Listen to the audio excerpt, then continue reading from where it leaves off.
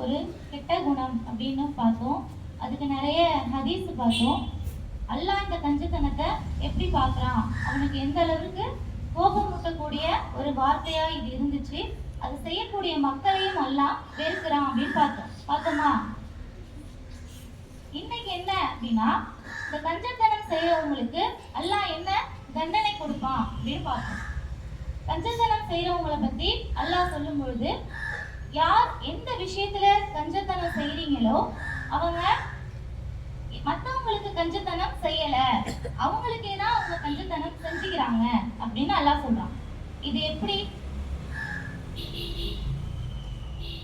அல்லாஹ் சொல்றான், இப்போ நீங்க ஒரு விஷயத்துல கஞ்சத்தனம் மத்தவங்களுக்கு நீங்க செய்றீங்க அப்படின்னா அது அவங்களுக்கு கஞ்சத்தனம் கிடையாது, அது உங்களுக்கு தான். யார் செய்றீங்களோ அவங்களுக்கே தான் அந்த கஞ்சத்தனம் வருது. எப்படி அது எப்படி புரியுறது?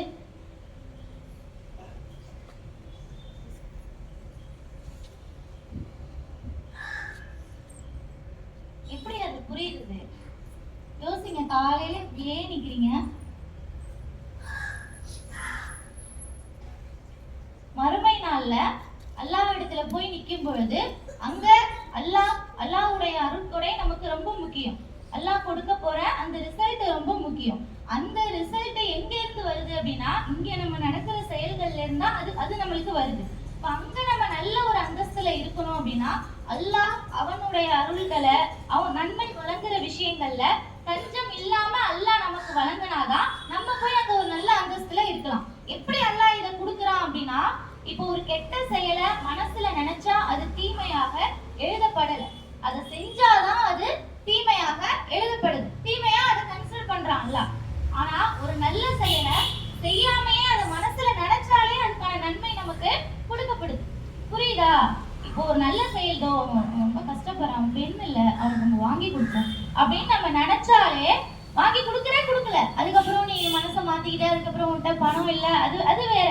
ஆனா நீ அந்த நினைச்சில அந்த எண்ணத்துக்கே நீ வாங்கி கொடுத்தா என்ன நன்மை உனக்கு கிடைக்குமோ அந்த நன்மையை அல்லாஹ் கொடுக்குறான். அப்ப எந்தவித தடையும் இல்லாம மக்கள் சொர்க்கத்து பக்கம் வரணும், அவங்க உள்ள மாறணும் அப்படிங்கிறதுக்கு அல்லாஹ் அவனால எந்த அளவுக்கு நன்மைகளை கொடுக்க முடியுமோ அதை அள்ளி கொடுக்குறான். சரியா? இப்படி என்கிட்ட இருந்து நல்ல மனிதர் உங்களுக்கு உங்க பேர்ல எழுதப்படணும் அப்படின்னா நீங்க நான் கொடுத்த அருள் கொடைகள்ல என்ன செய்யக்கூடாது? கஞ்சத்தனம் செய்யாதீங்க அப்படின்னு சொல்லி அல்லாஹ் சொல்றான். சரியா? அப்படி நீங்க கஞ்சத்தனம் செஞ்சுக்கிட்டே இருந்தீங்க அப்படின்னா அது நான் என்ன பண்ணுவேன் அப்படின்னு அல்லாஹ் சொல்லும்போது, உங்க எல்லாரையுமே அழிச்சிட்டு அந்த இடத்துல வேற ஒரு மக்களை நானே வர வைப்பேன். அந்த சமுதாயம் மொத்தமாக இருந்தாலுமே அதை அழிச்சிட்டு வேற ஒரு சமுதாயத்தை நானே படைப்பேன், நான் கொண்டு வருவேன் அப்படின்னு சொல்லி சொல்றான். இதை எப்படி புரியணும் அப்படின்னா, ஒருத்தவங்க நல்ல ஒரு அந்தஸ்துல இருக்காங்க, மற்றவர்களுக்கு உதவி செய்யக்கூடிய எல்லா தகுதியும் எல்லாத்துக்குமே அவங்க தகுதியானவங்களா இருக்காங்க. சரியா? அப்படி இருந்தும் யார் மற்றவர்களுக்கு கொடுத்து உதவ முன் வரலையோ அவங்களை அந்த இடத்துல இருந்து நான் எடுத்துருவேன்னு அல்லாஹ் சொல்றான். சரியா? அவங்க அங்க இருக்கவே தகுதி இல்லாதவங்க. உனக்கு ஒரு பொருள் இருந்து அதை நீ உனக்கு கொடுக்க மனசு இல்லை அப்படின்னா நீ பூமியில வாழவே தகுதி இல்லை, நீ அந்த இடத்துக்கு வேணாம் அப்படின்னு அல்லாஹ் சொல்றான். சரியா? உங்களை எடுத்துட்டு வேற ஒருத்தவங்களை கொண்டு வருவேன். ஆனா அவங்க எப்படி இருப்பாங்களாம்? அல்லாஹ் கொண்டு வர வேற ஆட்கள் எப்படி இருப்பாங்களாம்? கஞ்சத்தனம் இல்லாதவங்களாக இருப்பாங்க. அப்ப அல்லாஹ்வுடைய பார்வையில ஒருத்தவங்க எந்த விஷயத்துல எதுக்காக கஞ்சத்தனம் செய்யறாங்களோ அவங்க பூமியில வாழவே தகுதியற்றவர்களாக அல்லாஹ்வால பார்க்கப்படுறாங்க. சரியா? அந்த அளவிற்கு ஒரு மோசமான ஒரு குணமாக இது இருக்கு. அப்புறம் இஸ்லாத்தை பொறுத்த வரைக்கும் ஒரு ஹஸ்பண்ட் அண்ட் ஒய்ஃப் அவங்களுக்குள்ள உள்ள ரிலேஷன்ஷிப் எப்பவுமே வேற மாதிரி பார்க்கப்படுது. சரியா? எல்லா விஷயங்களுக்குமே தீர்வு நம்மளுடைய மார்க்கத்துல இருக்கு. ஒரு சின்ன சின்ன விஷயத்துக்கு கூட அழகான முறையில தீர்வு சொல்லக்கூடிய மார்க்கமாக இது இருக்கு. இப்போ ஒரு கணவன் ஒரு மனைவிக்கு சப்போர்ட் பண்ற ஒரு விஷயத்தை அனுமதிச்சாதான் அவங்க அதை செய்யணும். உமா அப்பா இருக்காங்க, வாப்பா பர்மிஷன் கொடுத்தாதான் அந்த செயலை அவங்க செய்யணும். அது எதுவாக இருந்தாலும்னா, இந்த பள்ளிக்கு போய் தொழுதுட்டு வரேன், இந்த பள்ளிக்கு நான் போயிட்டு வரேன் அப்படின்னு சொன்னாலும் அவங்க கணவன் பர்மிஷன் கொடுத்தாதான் என்ன செய்யணும்? போகணும். அது ஒரு நல்ல காரியம்தான், நல்ல அமல் கொடுத்து செய்யக்கூடிய ஒரு விஷயம்தான். ஆனாலுமே அந்த என்ன தேவைப்படுது? அங்க ஆணுடைய அந்த பர்மிஷன் தேவைப்படுது. இப்போ இந்த சம்பவத்தை எப்படி வச்சு ஒரு ஹதீஸோட வச்சு பார்த்தா நல்லா புரியும். ஹிந்த் பின் உத்பா அப்படின்னு ஒரு பெண்மணி, சரியா? ஹிந்த் பின் உத்பா அவங்க ரொம்ப பிரபலமான ஒருத்தவங்க. அவங்க உத்பா அவங்களுடைய மகள். அவங்க என்ன செய்யறாங்கன்னா ரசூலுல்லாஹ்ட்ட போய், ரசூலுல்லாஹ் என்னுடைய கணவர் அபு சுஃபியான் ரலியல்லாஹு அன்ஹு அவங்க எனக்கு செலவுக்கு பணமே கொடுக்க மாட்டாங்க, பிள்ளைங்களுக்கு கூட செலவுக்கு பணம் கொடுக்க மாட்டாங்க, எனக்கு ரொம்ப கஷ்டமா இருக்கு ரசூலுல்லாஹ், நான் என்ன பண்றது அப்படின்னு சொல்லி கேட்கலாம். ரசூலுல்லாஹ் சொல்றாங்க, நீங்க அவங்களுக்கு தெரியாம உங்களுக்கு என்ன வேணுமோ அவங்கள்ட்ட இருந்து நீங்க எடுத்துக்கோங்க. உங்களுக்கு செலவுக்கு என்ன வேணுமோ, உங்க குடும்பத்துக்கு என்ன வேணுமோ அந்த பணத்தை உங்க கணவருக்கு தெரியாமே நீங்க என்ன செஞ்சுக்கலாம், எடுத்துக்கலாம் அப்படின்னு சொல்லி சொல்றாங்க. ஒரு பள்ளி வாசலுக்கு போகக்கூடிய ஒரு நல்ல காரியத்திற்கே நீ பர்மிஷன் கேட்டுட்டு தான் போகணும்னு சொல்ற அதே மாதிரி உனக்கு அத்தியாவசியத்துக்கு கூட உன்னுடைய கணவராக இருந்தாலும் அவர் பர்மிஷன் உனக்கு அதை எடுத்துக்கிறதுக்கு உனக்கு கொடுக்கல அப்படின்னா நீ எடுத்துக்கோ, அது ஒன்றும் தப்பு இல்லை அப்படின்னு சொல்லி அந்த அளவுக்கு ஒரு அனுமதியை நம்மளுடைய மார்க்கம் கொடுக்குது. இந்த அனுமதி மூலம் எதை மறுக்குது, எதை எதை எதை தள்ளி வைக்குது, எது வேணாம்னு சொல்லுது.